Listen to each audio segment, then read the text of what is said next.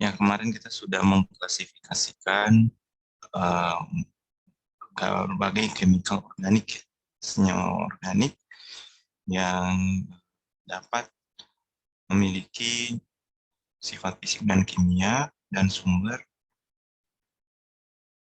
berdasarkan grupnya berdasarkan kategori sifat fisik dan kimia dan juga sumbernya ya di sini.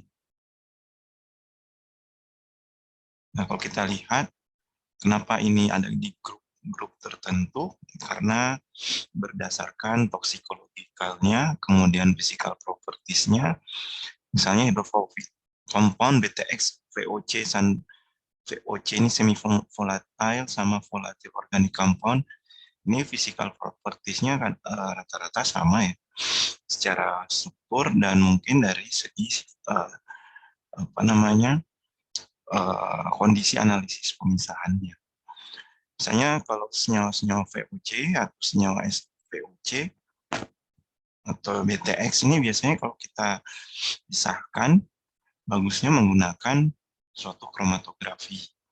Kromatografinya misalnya kromatografi gas, karena dia volatile ya, dia mudah menguap. Jadi biasanya kita pisahkan berdasarkan perbedaan titik didihnya. Jadi kalau senyawa volatile compound ini biasanya kita bisa analisis menggunakan GC atau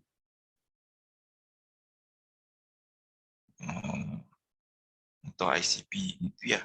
Tapi bukan ICP, apa sih namanya?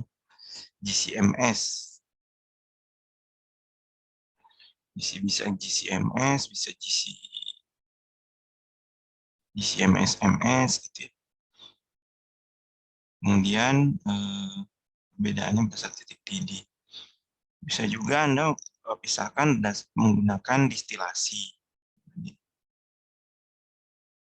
Itu bisa. Nah, kemudian ada tapi yang analisisnya biasanya pakai GC. Ada yang berdasarkan toxicological mode action. Nah, di sini memang sama-sama memiliki senyawa yang termasuk ke dalam mutagenik ya, atau toksik untuk reproduksi. Kalau yang ini biasanya membutuhkan environmental properties. Artinya dia sifatnya berdasarkan lingkungannya. Jadi kalau misalnya dia bisa terbioakumulasi di lingkungan atau persisten di bertahan pada waktu yang lama, ya. Kemudian dia juga bisa minimal terakumulasi, kemudian bisa bisa terakumulasi dalam waktu yang lama. Kemudian kalau yang ini adalah pharmaceutical compound dan memang memiliki jenis ada semipolar ya. Jadi ini ada seperti surfaktan, ada polarnya, ada non polarnya biasa. Kemudian ada contohnya adalah senyawa-senyawa pada makanan. Nah, ini intended penggunaannya biasanya digunakan di sini. Jadi tipenya berdasarkan penggunaannya. Kemudian kalau ini legislation, jadi ada polutan yang dia punya legislasi untuk digunakan. Maksudnya senyawa yang nanti akan menimbulkan polutan, tapi dia mudah terdegradasi di lingkungan. Jadi biasanya dia ada aturan-aturan penggunaan. Nah, yang banyak sekarang orang pakai, orang mencermati untuk polutan organik adalah emerging kontaminan. Itu tadi senyawa-senyawa xenobiotik ya, yang memang dia kondisinya betul-betul bisa mengakumulasi dan merusak ekosistem secara sistemik gitu ya. Kemudian dia merupakan gabungan dari senyawa-senyawa atau senyawa yang belum pernah teridentifikasi sebelumnya. Dia bukan kelompok volatil, dia bukan kelompok persisten, dia bukan kelompok farmasetika, herbisi, ya, dia juga bukan kelompok karsinogeni. Contohnya apa? Emerging kontaminan mikroplastik misalnya. Ya, itu juga yang sekarang lagi ini new concern ya, yang bisa dan sulit terdegradasi, yang bisa menjadi bahan polutan-polutan yang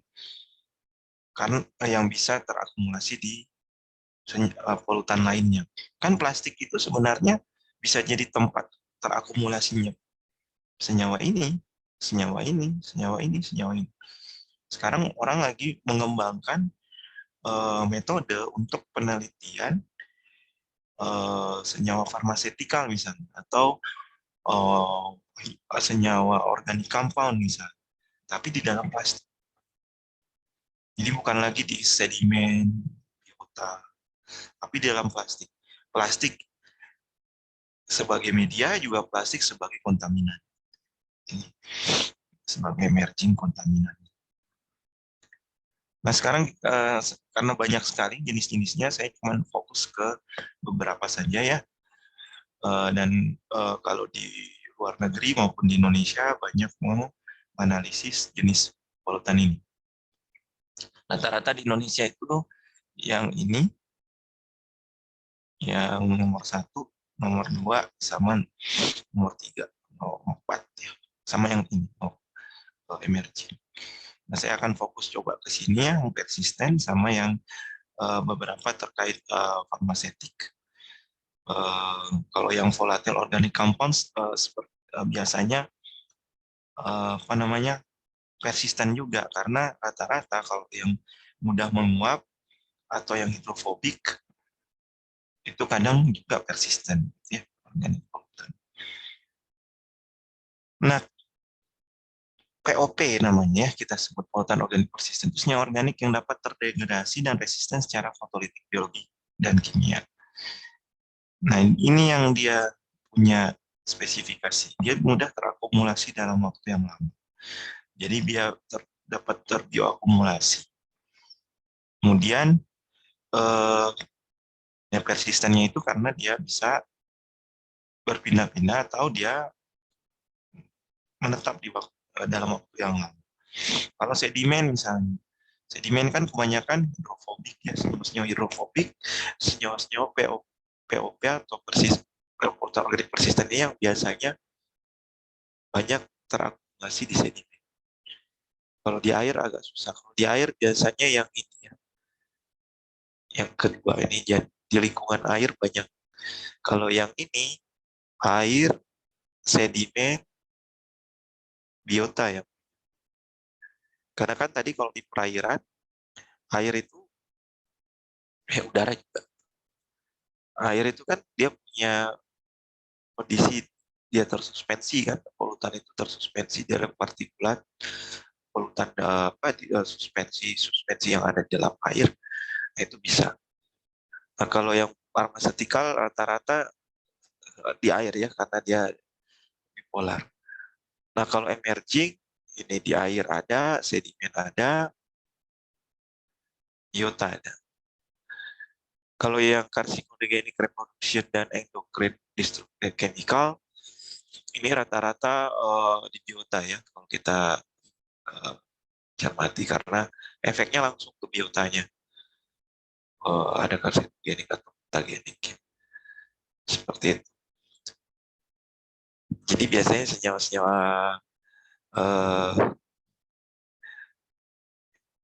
yang langsung berinteraksi dengan metabolisme biota. Jadi biasanya kalau farmasetik ini analisisnya pakai APLC, NCMS, gitu ya. Apalagi kalau biasanya pakai elektrometri juga bisa. Spektro juga bisa ya, UV-Vis. Walaupun ini juga bisa pakai UV-Vis, bisa juga pakai MS tadi kan ya, bisa juga pakai fluorescence untuk yang aromatik ya.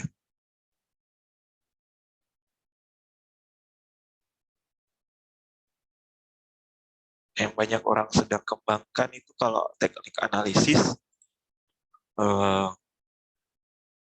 yang ini sama ya, persisten sama ini sama. Tapi kalau persisten rata-rata gabungan ini sama ini. Jadi dia bisa dilakukan dengan APLC, dia bisa juga menggunakan GC. Kenapa? Karena struktur senyawanya kan rata-rata aromatik ya. Kemudian rentang titik didihnya lebih besar ya. Jadi persisten sebenarnya ada senyawa yang termasuk volatil, ada yang termasuk farmasetika dan medicine ya. Artinya dia bisa dipisahkan atau dianalisis di antara dua ini ya. Makanya orang sekarang lagi banyak menganalisis ini karena turunannya banyak ya. Kemudian pemisahannya nggak satu jenis saja menggunakan analisis apa. Nah kalau ini biasanya menggunakan analisis senyawanya biasanya SDSPH gitu ya, dari proteinnya yang dipisahkan, dan biasanya pakai elektroforesis. Atau kita bisa menggunakan ya tetap saja APLC ya, atau LCMS.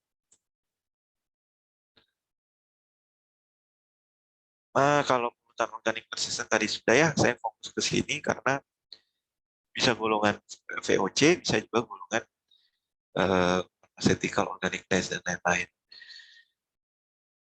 Nah, apa saja POP itu sebenarnya dari tahun 2001 Stockholm Convention sudah mengatur pengaturan penggunaan POPs di dunia. Jenis polutan apa yang di-ban tidak boleh digunakan atau adiktif apa, senyawa-senyawa apa yang tidak boleh digunakan yang bisa mencemari lingkungan.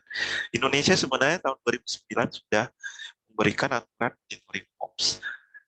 2009 juga Indonesia mengacu penggunaan Stockholm Convention. Jadi kalau kita pikir sebelum 2009 itu kayaknya nggak ada yang ngatur polutan, pencemaran polutan di lingkungan ya.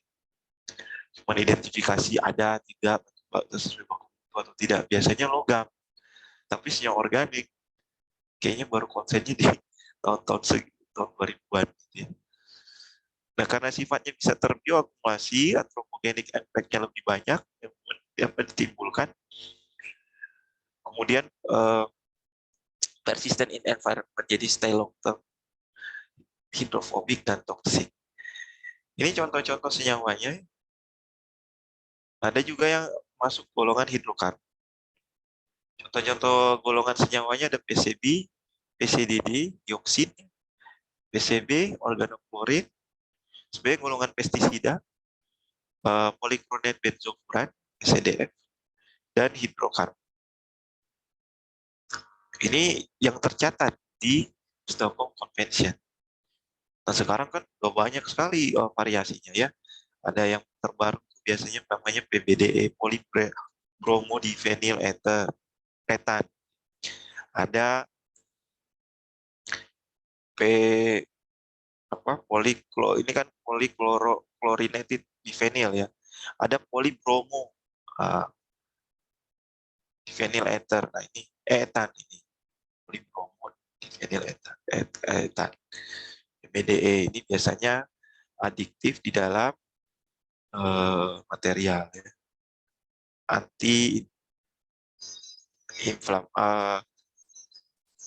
kebakaran.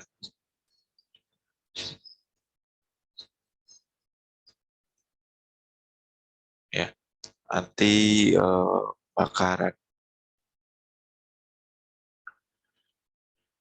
Kemudian ini contoh hidrokarbon yang biasanya menjadi salah satu yang persisten. Rata-rata semakin nonpolar dia semakin persisten ya. Kemudian biasanya alifatik. yang ini. Kemudian kan kalau hidrokarbon yang tidak terurai ada dua ya, ada tiga ya, cabang, anti lurus, sama siklik. Nah kalau yang di atas yang tidak terurai ya, alkena, alkena, sama aromatik. Nah aromatik ini kita sebut biasanya namanya PAH, polycyclic aromatic hydrocarbon. Kalau bahasa Inggrisnya, bahasa Indonesianya hidrokarbon aromatik polycyclic. Kalau bahasa Inggrisnya PAH, gitu kan? Polycyclic aromatic hydrocarbon. Alkena ada juga, tapi biasanya dia golongan masuk ke golongan semuanya ada alkana.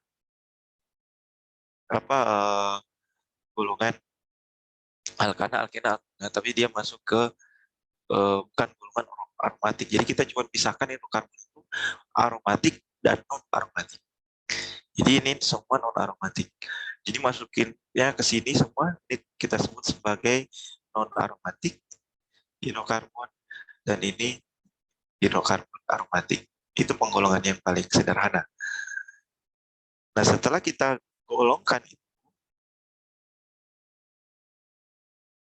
kita lihat biasanya yang sumbernya minyak dari proses minyak ya, proses pembuangan minyak di perairan, di lautan, itu rata-rata yang non aromatik. Nah, kemudian kalau PAH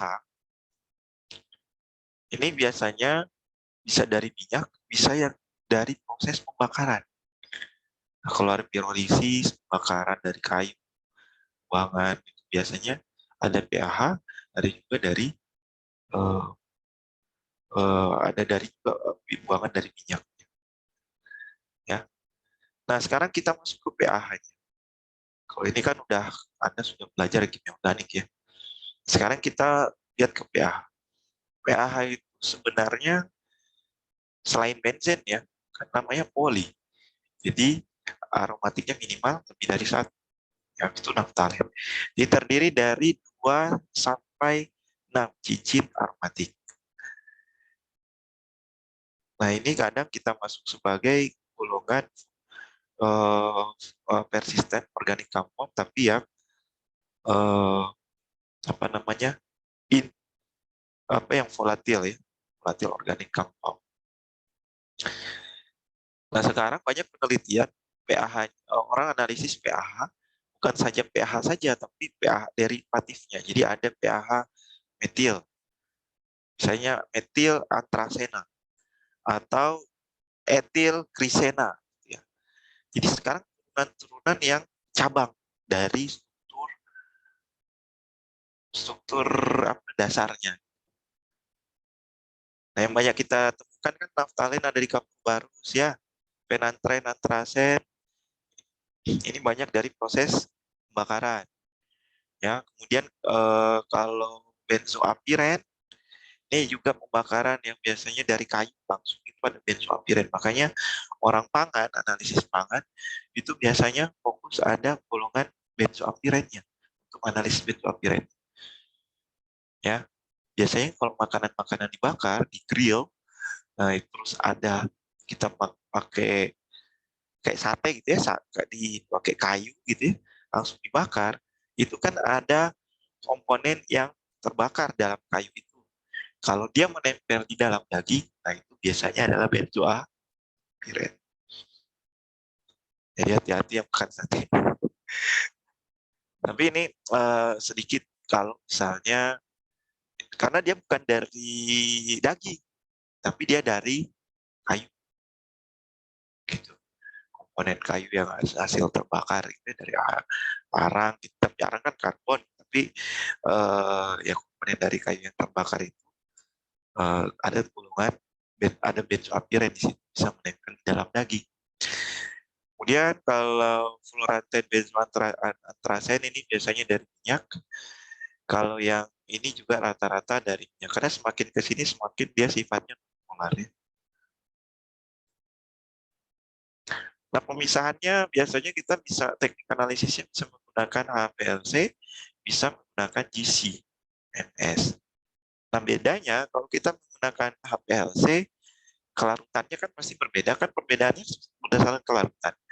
Nah, kalau GC itu bisa, cuman lebih baik menggunakan GC kalau dia titik didihnya sangat berdekatan. Kan susah misahin ya kalau titik didihnya kelarutannya berdekatan. Saya ini nih, ini siklik berapa? Ini piret sama ini siklik berapa dia? Halo,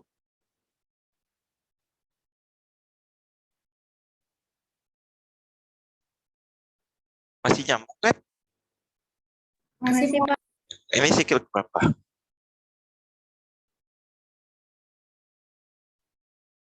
4. Ini siklik 4. Ini siklik 4. Kalau kamu pakai HPLC, mungkin agak susah. Karena kelarutannya mirip-mirip. Karena dia isomer kan? Tahu nggak isomer? Apa? Gitu.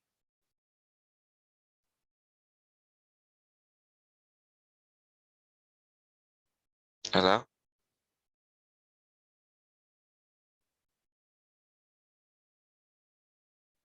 Halo?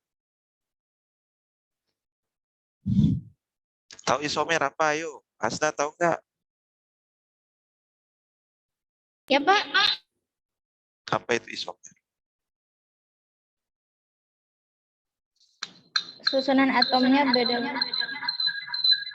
Hah? Itu H5? posisinya Pak. H5? Apa? Iya Pak. Apa itu? Molekulnya sama tapi susunan atomnya yang berbeda. Yang lain?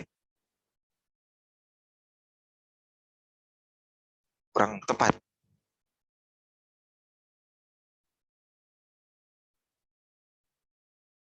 Siapa lagi?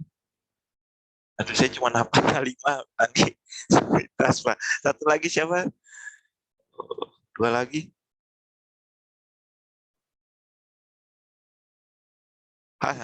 Indah sama Wirhamna ya. Biar saya tahu. Indah apa itu isomer?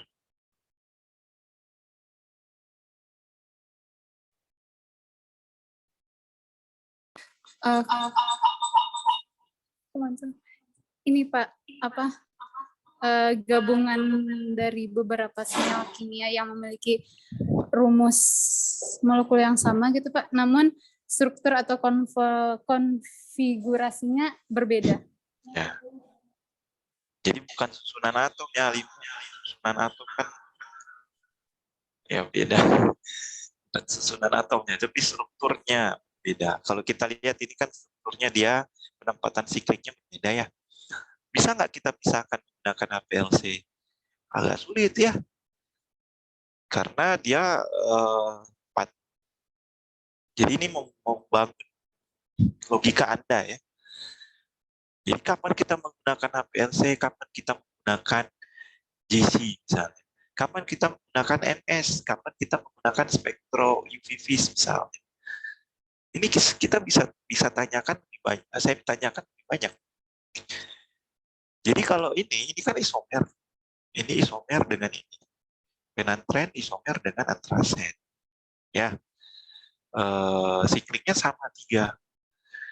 Antrasen, fluoren juga sikliknya 3. Cuman ini 3 aromatik. Jadi pasti dia akan ada beda sendiri. Menganalisis senyawa aromatik itu bisa menggunakan elektrometri, bisa menggunakan kromatografi, bisa menggunakan spektrum misalnya. Jadi isomer itu sebenarnya strukturnya berbeda ya, tapi rumus molekulnya sama. Nah, yang membedakannya itu tadi penempatan aromatiknya ini. Jadi kalau kalian menggunakan HPLC agak sulit dipisahkan berdasarkan kelarutan yang mirip. Kecuali yang bisa membedakannya adalah titik didih misalnya. Nah, itu kita bisa pakai GC. Jadi pertimbangan Anda kapan pakai HPLC sama GC, yaitu tadi kelarutan, isomer atau tidak gitu ya.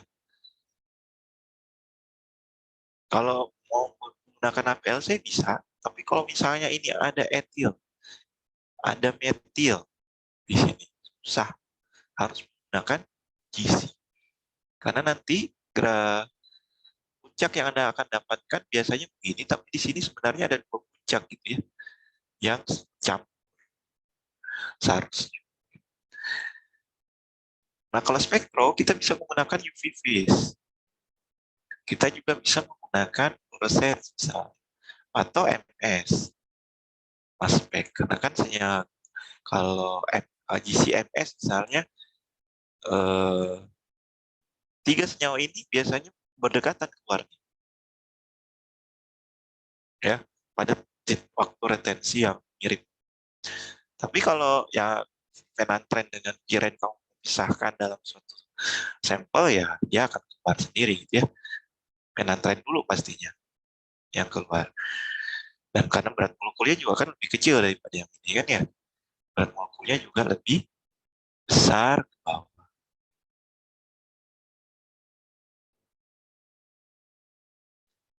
Itu satu. Yang kedua adalah kalau pakai elektrometri, gunakan elektrolisis, voltametri, gunakan apalagi konductometri, itu rata-rata kita harus, kan yang diukur kalau elektrometri apa?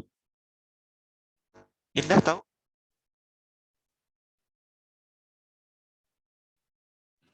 Reaksi redoksnya, Pak. Ya, ada reduksi oksidasi. Ya, kalau reduksi oksidasi, berarti kan kita harus punya senyawa ini harus direduksi atau dioksidasi terlebih dahulu. Ya, ya kalau aromatik dioksidasi jadi apa? Ya bisa jadi keton, gitu ya biasanya. Jadi kalau dioksidasi nanti namanya bukan piren, pirenon gitu ya. Atau ada aldehid atau kalau teroksidasi bisa jadi asam karboksilat.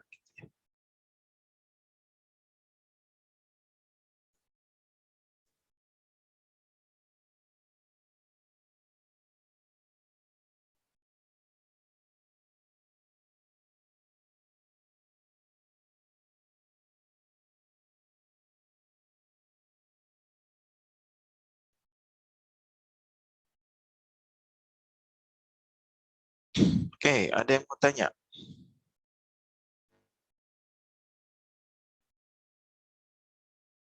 Nanti kalau ada yang mau bekerja dengan pH, nah yang Anda harus cari adalah kelarutan, kemudian berat molekulnya, kemudian menganalisis apa? Elektrometrika. Kalau elektrometri biasanya ya harus tahu elektron kerjanya ya. Kerjanya juga biasanya identifikasi. Bisa mengidentifikasi senyawa-senyawa pH ini. Lanjut, untuk PCB. Kalau PCB ini sebenarnya sudah ada rumusnya ya, tergantung. Dia sebenarnya kan divinil, jadi ada vinil 2, tapi dia memiliki percabangan pada posisi meta, onto, atau para. Jadi N-nya itu adalah klor di kiri, M-nya itu klornya di kanan. Mau meta, onto, atau para di posisi 3, 4, 5, 6. Konformasinya sangat banyak. Jadi sampai saat ini kalau yang pH itu kita bisa pakai 16 sebagai parameter pH-nya ya, jenis pH. Jadi ada 16 tipe pH struktur yang kita bisa gunakan sebagai parameter senyawa pH di lingkungan. Nah, kalau PCB itu sebenarnya ada 209 konformasi seperti ini dari jumlah klornya dan posisi onto metapar. Bayangkan satu golongan saja bisa ada 209 senyawanya, anak-anaknya. Nah, yang bisa menjadi indikator adalah ada 7 PCB, PCB 28, 52, 11, 118, sampai 180. Nah, ini tergantung, ada nama-namanya, saya tidak pakai nama impactnya. Ini tergantung jumlah klornya. Ini klornya ada 3. Ini ada 4, ini ada 3 juga. Ini ada 3. 3 klor, ini ada 5 klor, ini 5 klor. Ini ada berapa klor? 7 ya? Ini ada 6 klor. Ini 7 klor. Nah, identifikasi 209 senyawa ini itu bisa dari ini. Karena ini melingkupi semuanya 209 ini. Kan yang penting paling banyak ada 7 klor dan paling sedikitnya adalah 2 klor.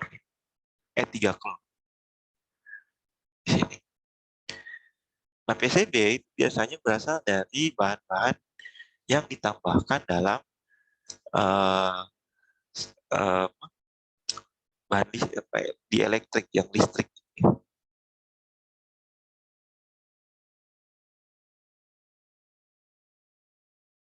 Kemudian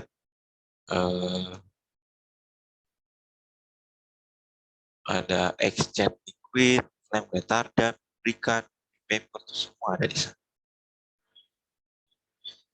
Kemudian kalau pestisida,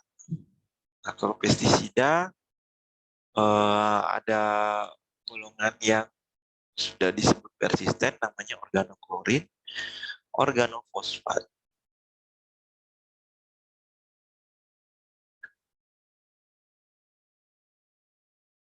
Ya.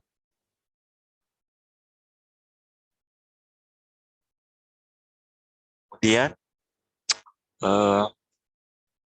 organoklorin ini contohnya adalah aldrin, dieldrin, hexachlorobenzen. Dia mengandung banyak klor.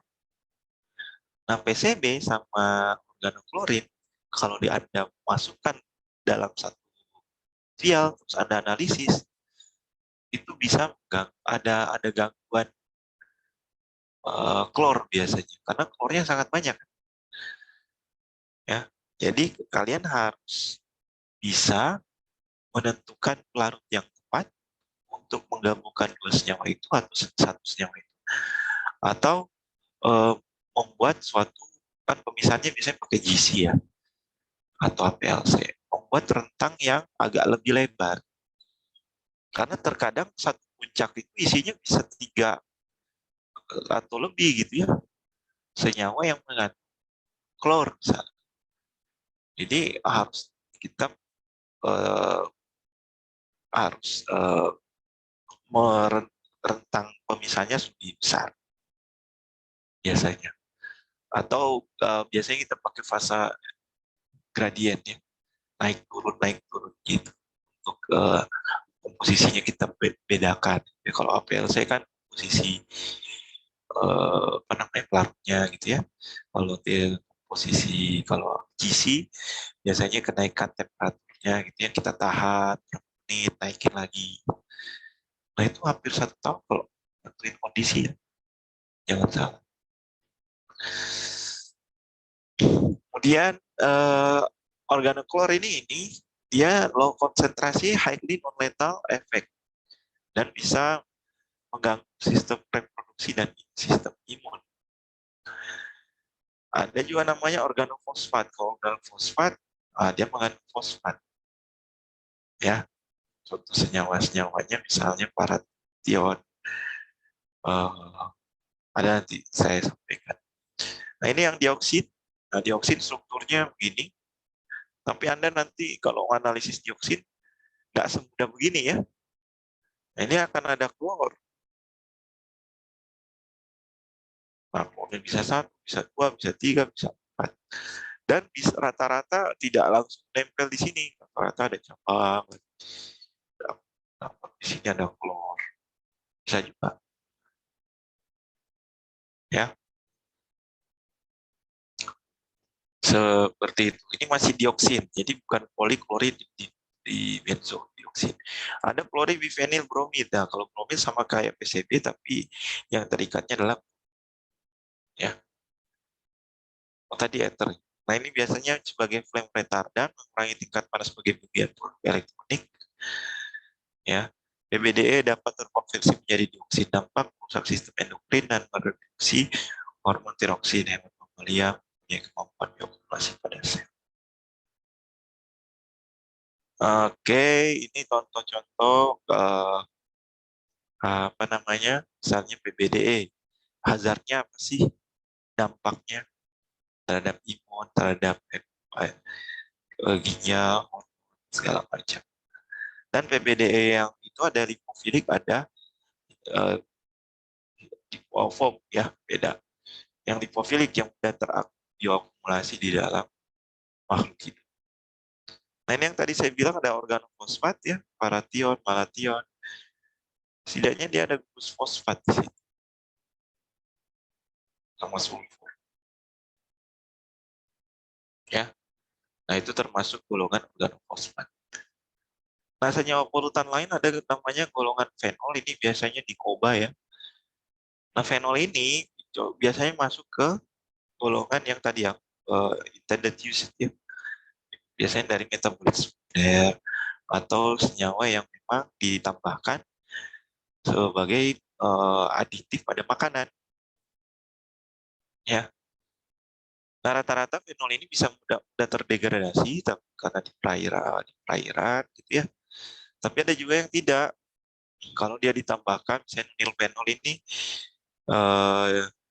biasanya ditambahkan sebagai elastisitas pada plastik. Anda tahu kan LDPE, HDPE gitu ya, botol-botol plastik.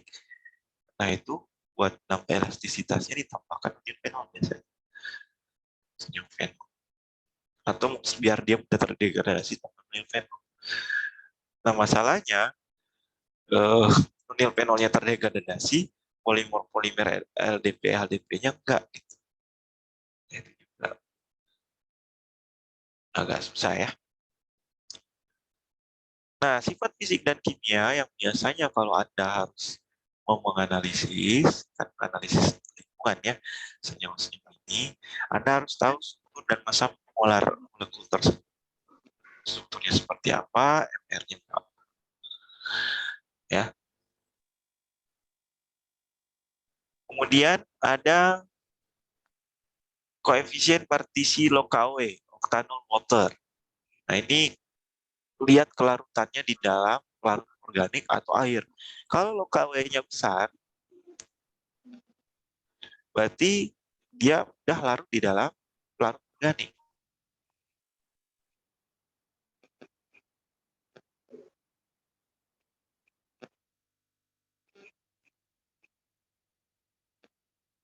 Ya, Lokawe. Kalau kamu lihat di SDS, biasanya ada. Sebenarnya solubility. Nah, solubility ini pasti ya kelarutan. Kelarutan dalam air, satuannya apa? Gram per sentimeter atau apa. Kemudian ada Henry coefficient, koefisien Henry biasanya. Koefisien Henry pernah dengar?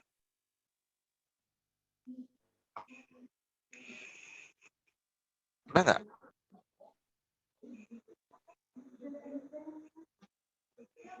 Nggak ada.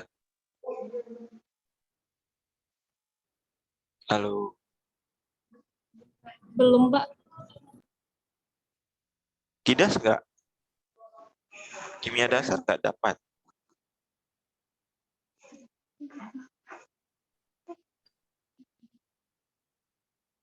Halo. Pernah dengar nggak koefisien Henry?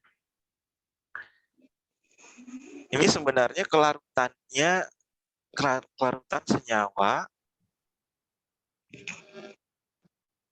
dalam air, dalam larut tertentu ya. Dalam larut tertentu. Biasanya koefisien Henry ini didapatkan dari berapa konsentrasi senyawa tersebut bagi dengan tekanannya. Ya. Nah, itu adalah koefisien Henry. Nah, biasanya koefisien Henry-nya besar, berarti kelarutan senyawa itu sangat besar.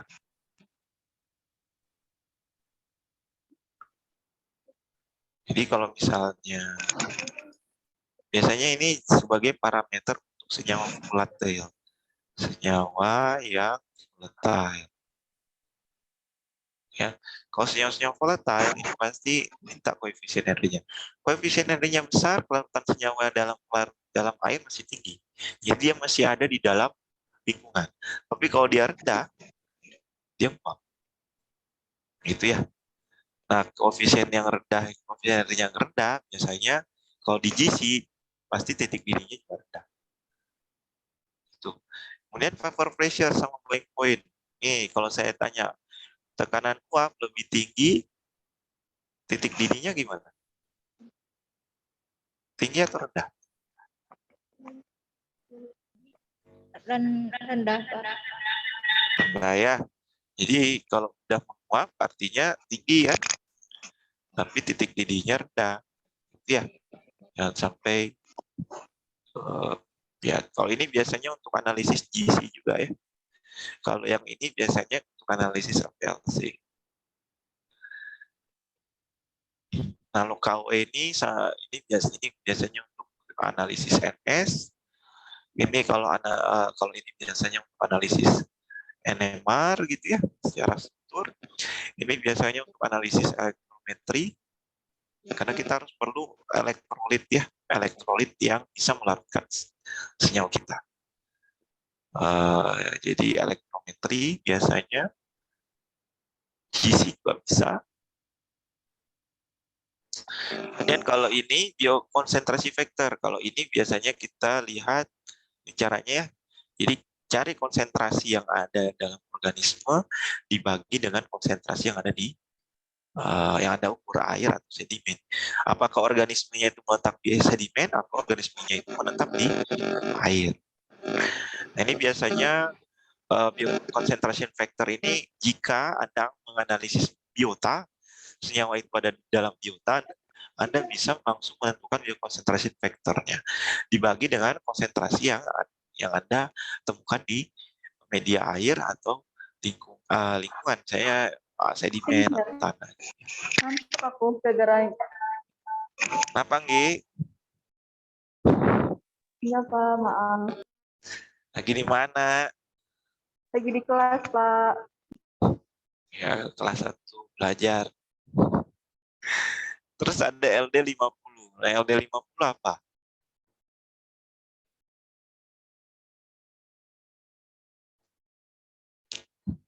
Letal dosis 50. Jadi udah pernah diuji senyawa tersebut pada biasanya untuk menguji toksisitas ya. Jadi toksisitasnya ini biasanya 50 itu berarti ada 50% populasi yang meninggal. Saya diujikan ke tikus 50% pada kondisi berapa miligram per liter, dia mati tikusnya. LD 50-nya semakin tinggi, itu semakin namanya lethal dose ya, LD lethal dosis 50. Jadi 50 populasi meninggal nggak kalau dikasih pada dosis konsentrasi tertentu. Nah, ini biasanya kita uji toksisitas. Biasanya.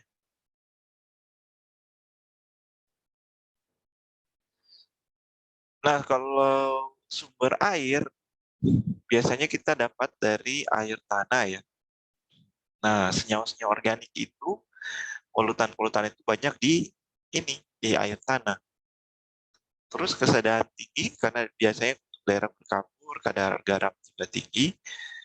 Nah, kalau air tanah kita ambil terus, makin lama makin akan kuat, karena dia salah satu komponen penting dalam tanah, maka bisa tanahnya itu bergeser karena cadangan airnya diambil. Jadi dia salah satu penyusun dalam tanah sehingga dia bisa bergeser. Makanya ada longsor. Makanya jangan ambil air tanah sembarangan. Kemudian ada air permukaan. Nah, ini biasanya kuantitasnya bervariasi tergantung musim. Baiknya kalau Anda lakukan sampling itu kalau di air-air sungai itu di musim kemarau karena dia kan debitnya lagi kecil ya. Kemudian bisa juga Anda ambil di waduk, danau atau limpasan kali ya atau rawa. Nah, itu biasanya senyawa organik juga banyak. Kemudian ada air hujan. Kalau air hujan biasanya sifatnya sudah asam ya rata-rata. Kemudian banyaknya mineral bukan senyawa organik karena gas-gas yang di udara polutan dalam COX, NOX, SOX, ya, CONOX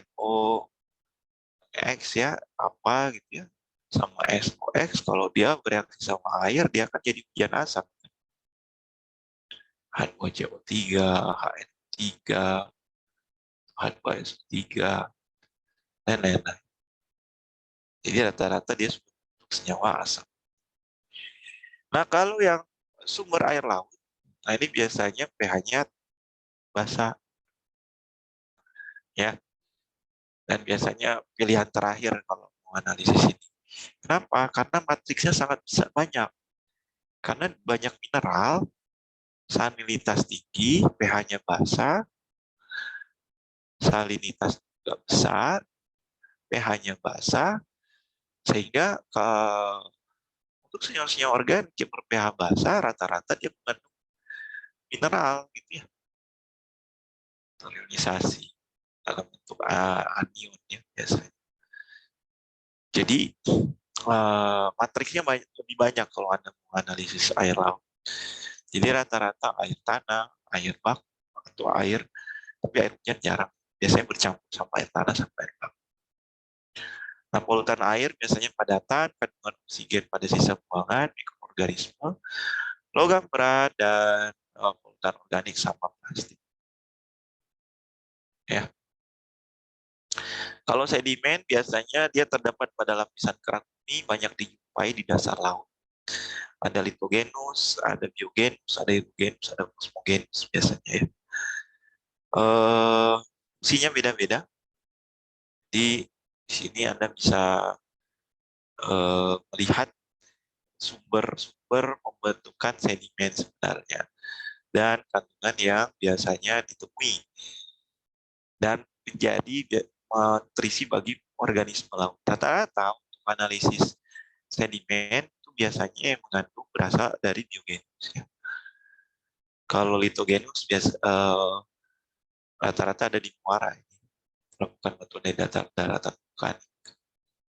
Residen muara tergolong litogenus, dia mengandung bahan organik koloid dari asam amon. Semakin tinggi salinitas, makin ke arah laut, ya kan ya. Nah, cuman tarik netar partikelnya dia lebih kuat, kupal dan mengendap rata-rata ya, kalau senyawa organik yang bereaksi dengan dan salinitasnya tinggi. Kalau muara sungai, sedimentasinya mempengaruhi morfologi muara kan karena dia tersedimentasi karena salinitas tinggi, debit airnya sungai tinggi, sehingga dia bisa dangkal di muara itu. Ya, dan pesisir. Kemudian kalau plankton, ini adalah organisme perairan pada tingkat tropik, menjadi energi, dan yang pertama biasanya yang terkena ya, menjadi konsumen pertama polutan di perairan. Ya, ukurannya mikro. Nah, biasanya kita bisa hitung adalah dari indeks oksigennya ya. Tahu deometer ya? Nah, kalau deometernya tinggi, itu biasanya planktonnya banyak, dan biotanya juga yang gede-gede juga ada. Ya, atau BOD ya. BOD juga. Kemudian, biasanya ada indeks jumlah populasinya ya, yang kita bisa tahu. Sehingga kita tahu ukurannya, kondisinya apakah masih banyak oksigen atau tidak di dalam perairan tersebut. Kalau sudah tidak ada, tinggal senyawa itu kan. Karena kan kalau senyawa volatil, kondisi kelarutan gas oksigen dan gas senyawa volatil itu akan berkompetisi tergantung ketetapan Henry-nya nanti, konsentrasi dengan tekanannya. Ya, kalau konsentrasinya rendah, ya berarti dia oksigennya lebih mudah menguap dibandingkan senyawa volatil tersebut. Jadi tergantung konsentrasi kelarutannya di dalam air. Oh, ini setingkat lebih tinggi besar daripada plankton. Nah, ini biasanya konsumen setelah plankton ya, cacing, dia kecil-kecil gitu ya, yang masuk pada rantai makanan. Oke, kemudian nanti kita masuk ke karakteristik pH yang saya bilang bahwa pH ini kita bisa menentukan bukan sumbernya dari isomer yang perbandingan dengan isomer yang dihasilkan. Dan pH itu ada namanya light molecular weight, itu biasanya di bawah dari 4, cincin 4, sama high molecular weight di atas dari cincin 4. Nah, di sini kita bisa tahu kalau ada indeks rasio begini, kita bisa tahu sumbernya itu dari petroleum, dari minyak, atau dari proses pembakaran, atau dari gabungan dari keduanya. Gitu ya. Nah, nanti kita bahas ini di hari Senin ya, terkait salah satu karakterisasi senyawa-senyawa polutan untuk menentukan sumber dari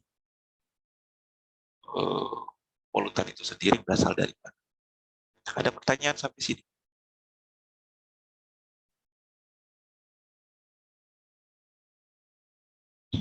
Tidak ada, Pak. Aman, Pak. Aman, Pak.